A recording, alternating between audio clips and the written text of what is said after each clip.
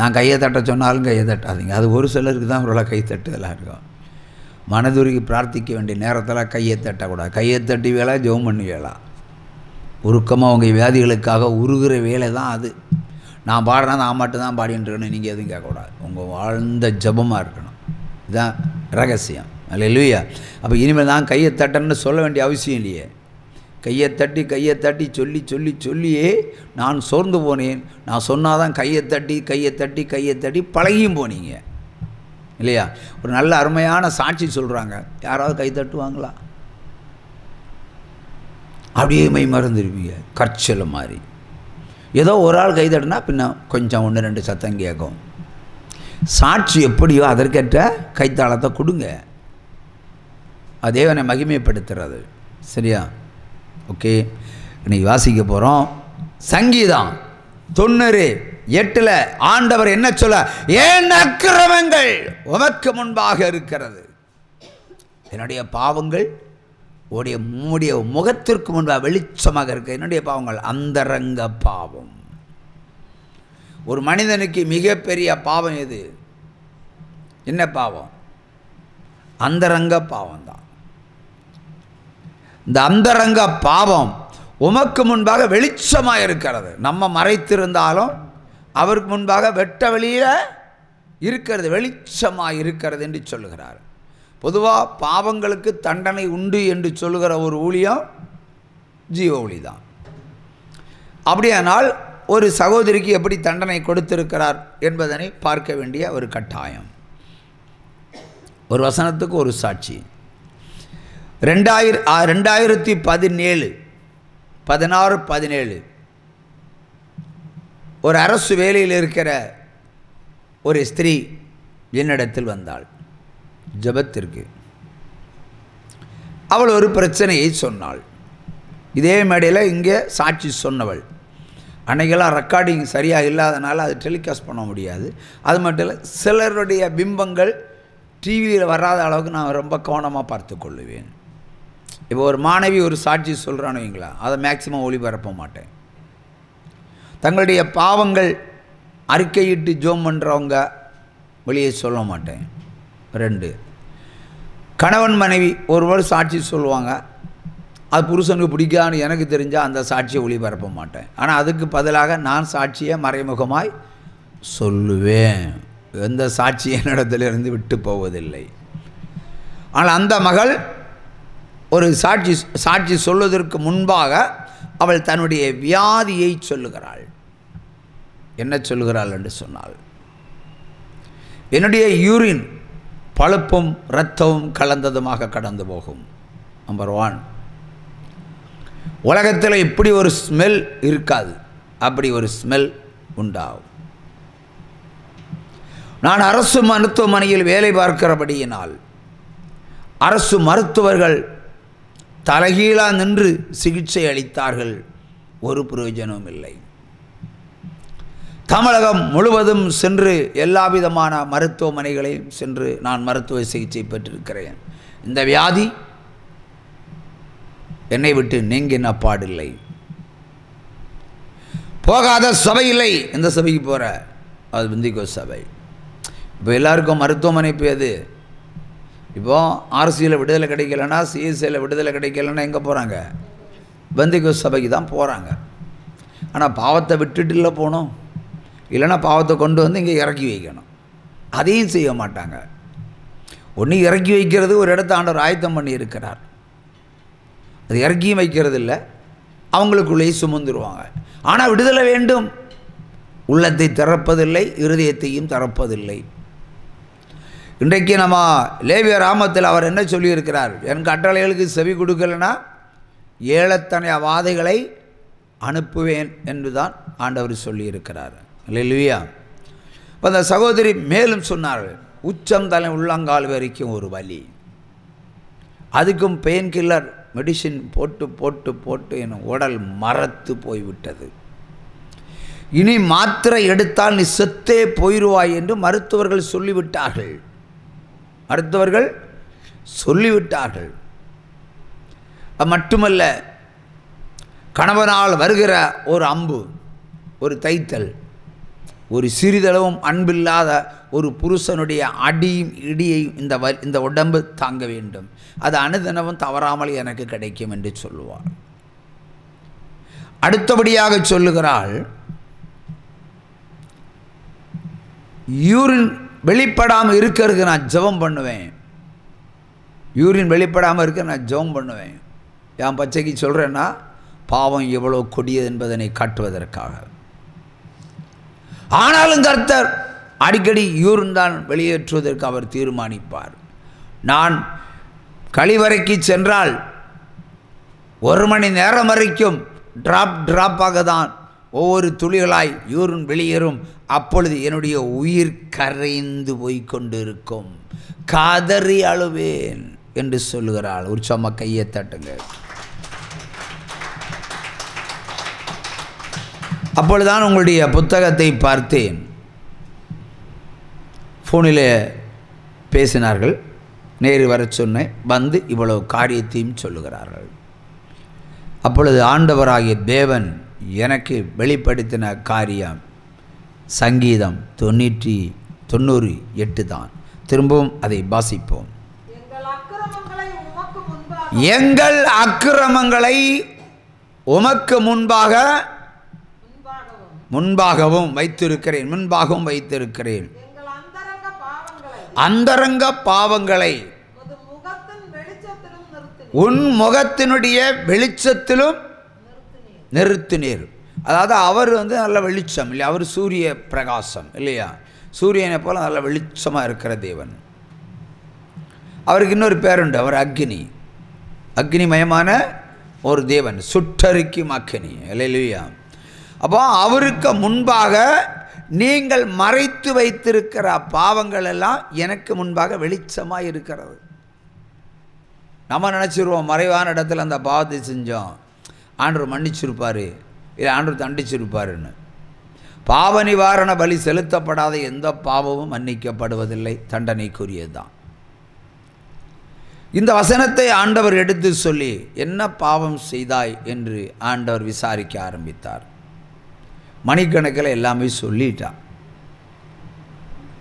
சிறு வயதிலிருந்து இந்நாள் வரைக்கும் இருக்கிற மொத்த பாவத்தையும், இந்த எங்கள் ஊரில் ஒரு பழமொழி உண்டு, 8 புற சாக்குன்னு சொல்லுவாங்க.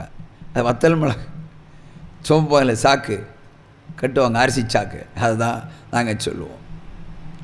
அதில் கட்டுனாலும் அந்த பாவம் அடங்காது, அதையும் தாண்டி வரும், இன்னொரு சாக்கு கூட தேவைப்படும். அவ்வளோ பாவத்தை இதே இடத்துல அவள் கொட்டி தீர்த்தாள்.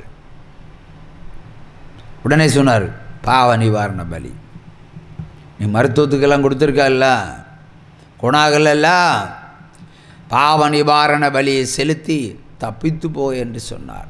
ஒரு விடுதலையினுடைய ஒரு மார்க்கத்தை ஆண்டவர் சொன்னார். இப்போ பாவ நிவாரண பலியை செலுத்துன்னு சொன்னாலே அந்தி கிறிஸ்து உடனே உங்கள் இருதயத்தை திருக பண்ணுவான், மாற்றி போடுவான். இந்த கார் வண்டி கரெக்டாக போயிட்டுருக்கு, ஸ்ட்ரைட்டாக போனால் வண்டி ஸ்ட்ரைட்டாக போகும். லெஃப்ட்டு ரோடு வந்துன்னா வளைவு ரோடு தான், வண்டி வளைச்சா தான் வண்டி ஸ்ட்ரைட்டாக போகும், இல்லைன்னா எங்கேயாவது போய் முட்டும். அதே மாதிரி சரியாக வசனத்தை கேட்கிறாள், எல்லாம் சொல்லுகிறாள். பாவ நிவாரண பலி செலுத்தின போது என் பாவங்களுக்காக அன்றே அவர் மரித்தார் அல்லவா, அந்த வழக்கமாக எல்லா நாளும் எல்லா நேரமும் சொல்கிறதான். ஏன்னா டிவி அன்னைக்கு கொஞ்சம் பேர் பார்ப்பாங்க, நாளைக்கு கொஞ்சம் பேர் பார்ப்பாங்க இல்லையா. அதில் இங்கே என்ன வெளிப்படுகிறோ அதுதான் சொல்லுவேன். அடுத்து திரும்ப திரும்ப அவங்க காதில் அந்த செய்தி வருதுன்னு சொன்னால் நீங்கள் திருந்துவதற்கு இன்னும் பாக்கி இருக்கிறது என்பதுதான் மெய்யான பொருள். அல்லேலூயா. அப்பொழுது ஆண்டவர் சொன்ன இந்த காரியத்திற்கு அவள் எகென்ஸ்டாவை சொன்னார்கள், அதான் அந்தி கிறிஸ்து. அட் த டைமில் அவன் கிரியை செய்வான். அது அன்றைக்கே அவர் பலியானார்ல. சரி, அப்போ அன்றைக்கே பலியானார்ல, நீ போ, நீ புறப்பட்டு போ. அன்றைக்கே அவர் குணமாக்கியிருப்பார்ல, போ. ஏன் உலகத்தில் இருக்கிற எல்லா மருத்துவமனையும் போனேன், நீ அமெரிக்கா, பிரிட்டன், இங்கிலாந்து மட்டும்தான் நீ போகல, மீதெல்லாம் போயாச்சு. நாட்டு வைத்தியம் எடுத்தாச்சு, எல்லா விதமான சித்த வைத்தியம் எடுத்தாச்சு. ஏன்னா அக்னி பஞ்சர் ஒரு ஒன்றும் இல்லை, அது பேர் என்ன சொல்லுவாங்க, அக்கு பஞ்சர் நீ பண்ணிட்ட. எல்லா பஞ்சரும் பண்ணி என்ன ஆச்சு, நீ பல லட்சத்தை தீர்த்தாச்சு. இவ்வளோ பல லட்சத்தையும் தீர்த்த நீ இந்த வியாதியிலிருந்து எப்படி விடுதலை பெறுவாய்? விடுதலை பெறல. அப்போ அங்கே கேட்க வேண்டிய இவ்வளவு மருத்துவமனைகளுக்கு இவ்வளவு லட்சமாக கொட்டுன பிறகு இந்த வியாதி நீங்கவில்லையே என்று அந்த மருத்துவரிடத்தில் இந்த கேள்வியை நீ கேட்கலாம்ல. ஆண்டவர் நீ தப்பித்து போகிறதுக்கு ஒரு வழியை உனக்கு ஆயத்தம் பண்ணி வைக்கும் பொழுது நீ என்ன சொல்லுகிறாய்? ஆண்டவர் என் பாவத்தை கழுவினார் அல்லவா. அப்போ இப்போது ஆண்டவர் தானே என்கிட்ட பேசி உன் பாவத்தை வெளிப்படுத்துகிறார். அதானே விசாரிக்கிறேன். எல்லாமே சொல்லிவிட்டாய் அல்லவா, எல்லாமே சொல்லிவிட்டாய். விடுபட்ட ஒரு பேரும் உண்டு, அது நான் பேர் சொன்னேன். சொன்ன பிறகு தான் அது சீப் டாக்டர். என்ன சீப் டாக்டர் என்ன கல்யாணம் பண்ணக்கு கேட்டுக்கிட்டு இருக்காருன்னு அடுத்த சப்ஜெக்ட் அதை மட்டும் மறைச்சிட்டா. அப்போ எப்படியெல்லாம் பாவத்தை கர்த்தர் விசாரிக்கிறார் என்று பார்த்து கொள்ளுங்கள். ஆனால் அந்த பாவங்களுக்கு மகளே நீ என்னிடத்தில் வந்திருக்கிறாய், உன் பாவங்களை கழுவி விடுகிறேன் என்று அவர் ஒரு காரியத்தை முன்வைக்கும்போது அந்த காணிக்கை சம்பந்தமாக இல்லை பலி சம்பந்தமாக அதை சொல்லும்போது ஏற்றுக்கொள்ள மனப்பக்குவம் இன்றைய கிறிஸ்தவர்களுக்கு கிடையாது. Including your self also. யாருக்கும் கிடையாது. கேட்டால் அவரை மன்னிச்சார். திரும்பவும் அதைத்தான் எல்லாரும் உணர்கிறீர்கள். ஏனென்றால் கர்த்தருடைய வெளிச்சம் உங்களுக்கு உண்டாகவில்லை. இன்றைக்கு வரைக்கும் இருளின் அதிகாரங்கள் தான் உங்களுக்கு முன்பாகவே இருந்து கொண்டு இருக்கிறது. தாங்கள் செய்வது நியாயம் என்று நினைத்து கொள்கிற ஒரு அந்தி கிறிஸ்துனுடைய சுபாவம் தான் உங்களுக்குள்ள இருந்து கொண்டு இருக்கிறது. இப்போ இயேசு மன்னித்தார் என்று சொன்னதுமே என்னையே மன்னிக்காமல் தண்டித்து தான் கூட்டிகிட்டு வந்தார். ஊழியக்காரனாக அவர் ஒரு சித்தம் வச்சு தண்டனை தந்து தான் என்னை கூட்டிகிட்டு வந்தார். சும்மா அவனும் கூட்டிகிட்டு வரல. அதுக்கு எவ்வளோ விளக்கரையும் போடலாம், எனக்கு அவ்வளோ போட்டார். உன் பாவத்து நிமித்தம் உன்னை சூறையாடி தீப்பேன்னு சொல்லியிருக்கிறார் ஆண்டவர். உன் பாவத்து நிமித்தம் உன்னை சூறையாடுவேன். அப்படி மொத்தம் சூறையாடி ஒன்றும் இல்லாமல் ஆக்கி வச்சு தான் இங்கே கூட்டிகிட்டு வந்தார். எனக்கிட்டையாக போய் இயேசு மன்னிச்சாருன்னு சொல்கிறது. யாராவது இயேசு உங்களை மன்னிச்சாருன்னு சொன்னால் உங்கள் வாழ்க்கையே மாறி இருக்கும். இன்றைக்கி மாறாத வாழ்க்கை இருக்குன்னா உங்களுக்கு இன்னும் தேவைப்படுகிறது என்பதான் மெய்ப்பொருள். வெளியிலே ஒரு சம கையத்தட்டலாம். அன்றைக்கு அந்த மகள் மறுபடியும் சொல்லுகிறாள். எல்லா சபைகளும் இதைத்தானே சொல்லுகிறது, நீங்கள் மட்டும் மாற்றி சொல்கிறீங்க. அப்போ ஏற்றுக்கொள்ள மனப்பக்குவம் இல்லை. கர்த்தருக்கு ஒரு பலி செலுத்துவதற்கு அவளால் முடியவில்லை, என்ன முடியவில்லை. அது நான் சொன்னால் நல்லா தான் சொல்லுவேன். ஏன்னா கொஞ்சம் பாவத்து கொஞ்சம் சொல்லலாம் இல்லையா. அவர் என்ன சொல்ல, உன் பாவங்களுக்கு தக்கதாக ஏழத்தனையாக வாதையை அனுப்புவேன்னு சொன்னது ஆண்டவர் தானே. வாசிக்க கேட்டோம் இல்லையா. ஏழத்தனையான வாதைகளை உனக்குள்ளே நான் அனுப்புவேன். அப்போ கேட்க வேண்டியது ஆண்டவரோட, ஏன் ஓய் இதுக்கு நீ செய்கிறீரு? உங்கள் பிள்ளை இல்லையா, ஏழத்தான வாதையை ஒரு வாதை அனுப்பினாலே தாங்க முடியாது, 7 வாதைகளை ஏன் எனக்குள்ள அனுப்புறீரு? அவர் தானே சொல்ல, உன் பாவங்களுக்கு தக்கதாக ஏழத்தனையா வாதைகளை அனுப்புவேன், உன் பிள்ளைகளை வேறற்றவர்களாக ஆக்கி விடுவேன், அழித்து நிர்மூலமாக்கி மிருக ஜீவங்களை கூட எடுத்து போடுவேன்னு தானே சொல்லியிருக்கிறார். உனக்குள்ள அனுப்புவோன்னு சொல்லியிருக்கிறார். அந்த வசனத்துக்கு விரோதமாக ஏதாவது சபை போதவர்களோ நீங்கள் விசுவாசிகளோ நீங்கள் கேள்வி கேட்பீங்களா? கேட்க மாட்டீங்க.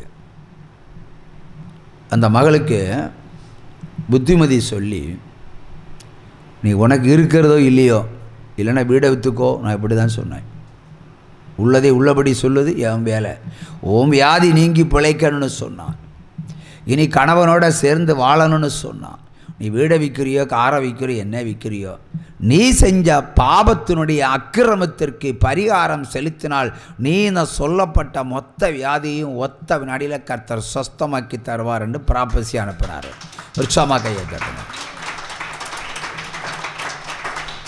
இந்த சகோதரி என்ன பண்ணாங்க, நேரம் அம்மா கிட்ட போய் சொன்னாங்க. அம்மா இன்னொரு சீனியர் பெந்திகோஸ்து, சீனியர் பெந்திகோஸ்து. அந்த அம்மாவோட நான் ஃபோனு, பாஸ்டர் என் மகள்கிட்ட நீங்கள் ஏன் என்ன கேட்டீங்க? உன் மகள் சொல்ல முடியுமா? மக செய்த பாவத்தை எல்லாம் எங்கிட்ட சொன்னதெல்லாம் சொல்ல முடியுமா? எங்கள் வீட்டிலே தீ வச்சு கொளுத்திடுவா இல்லையா? என்கிட்ட பாவாரிக்கடி இதெல்லாம் நான் மைக்கில் பேசுனா அப்பா தலையெல்லாம் சொத்தும், அப்போது கொளுத்திடுவா. நான் சொன்னேன், நான் பொறுத்தனையே கேட்டேன்னு. அது எங்கள் பைபிளில் இருக்குது. நீ பைபிளை வாசிக்கிறதே இல்லையா? வாசிப்பனே, ஆனால் வாசித்தும் புரியலைன்னு சொன்னால் உனக்குள்ளே அந்தி கிறிஸ்து இருக்குது. நீ யாவது தாலியர்த்தாங்க கோயிலுக்காக போகிறேன்னு கேட்டேன். இப்படி தான் கேட்டேன். ஏன்னா வேத வசனத்துக்கு விரோதமாக கொடியேற்றும் போது நான் ஒரு சூப்பர் எரேமியா எலியாவாக மாறிவிடுவேன். ஏன்னா தாலியார்த்தம் கோயிலுக்கா போகிற, பைபிளை வாசித்தவனை புரியாது உனக்கு? எங்கே இருக்கு நான் கேட்குறேன், நீ இதுவரை என்ன வாசிச்சிருக்க நீ? அப்படி தாக்கணும். அங்கு தாய் அதிர்ந்து விட்டாள். என்ன டப்பு டப்புன்னு சில வசனங்களை உங்களுக்கு சொல்லுவோல அங்கே சொல்லிட்டேன். எடுத்து வாசிச்சுட்டு கூப்பிடு. அவன் ஒரு முறை வாசிக்காதவனா புரியாது. 9 முறை திரும்ப திரும்ப திரும்ப திரும்ப திரும்ப வாசி. நாகம் 1:15, சங்கீதம் 96, 8, சங்கீதம் 76, 11, 12, சங்கீதம் 50, 14, 15 வாசிப்போ. 61, 5, சங்கீதம் 60, 1 இதெல்லாம் வாசிச்சுட்டு வா. அடுத்தபடியாக தாயும் பிள்ளையுமாக வந்து விட்டார்கள். தாயும் பிள்ளையுமாக அருமையாக சீவி சிங்காரிச்சுட்டு வந்துட்டாங்க. இந்த பெந்தேகோஸ்துக்காரர்களுக்கு பேசம் எப்படி போட்டாலும் சீவி சிங்காரிக்கிறதுல ஒன்றும் அவங்க குறை வச்ச மாட்டாங்க. நல்ல ட்ரெஸ் எல்லாம் போடுவாங்க. நம்ம எல்லாம் 300 ரூபா வாயில் புடவை போட்டு அவளை கண்ணாடி மாதிரி உள்ள வெள்ளை புடவை 3000 ரூபாய்க்கு தான் வண்டி கட்டுவாங்க. அப்போ தெரியாது அது புறாலங்காரன்னு. தெரியுமா தெரியாதா? நீங்களா கலர் ட்ரெஸ் போட சொல்லிங்க. உங்களை உள்ளாடைகள் வெளியே தெரியாமல் இருக்கிறது. அங்கே வெள்ளாடைகள் கட்டுவார்கள், உள்ளாடையெல்லாம் வெளியே தெரியும். கேட்டால் நாங்கள் நகை போட மாட்டோம், பட்டு வைக்க மாட்டோம், பூ வைக்க மாட்டோம். எப்போ பார்த்தாலும் அலேலிய ஸ்தோத்திரம், ஒரு நாளைக்கு 1 கோடி ஸ்தோத்திரம் எல்லாம் சொல்லிடுவாங்க. எதை எடுத்தாலும் ஸ்தோத்திரம் ஸ்தோத்திரம், எதை எடுத்தாலும் ஸ்தோத்திரம் ஸ்தோத்திரம், எதை எடுத்தாலும் ஸ்தோத்திரம் ஸ்தோத்திரம். உண்மை இல்லாதவருடைய புலம்பலாக அது இருக்கிறது. உண்மை இல்லாதவருடைய புலம்பலாக அது இருக்கிறது. வேதத்தை அறியாதவர்கள் சபிக்கப்பட்டவர்கள் என்று இயேசு கிறிஸ்து சொன்னார். வேதத்தை முதல் நீங்கள் அறிந்து கொள்ள வேண்டும். வேதத்தை நீங்கள் முதல் அறிந்து கொள்ள வேண்டும். உடா என் மகள்கிட்ட என்ன சொன்னீங்க? மகள்கிட்ட என்ன சொன்னீங்க? அப்போ மகள் சொன்னதெல்லாம் சொல்லவான்னு கேட்டேன். அந்த பொண்ணு இந்த மேசைக்கு அடியில் காலை விட்டு எனக்கு பெருவரில் ஒரு அமுக்கு ஸ்டாப் பண்ணுங்க. நல்ல வேளை கரண்டு பிடிக்கல. நான் ஒரு வேளை மாமிசமாக இருந்திருப்பி அது கரண்டு பிடிச்சிருக்கோம். பிடிக்குமா பிடிக்காதா?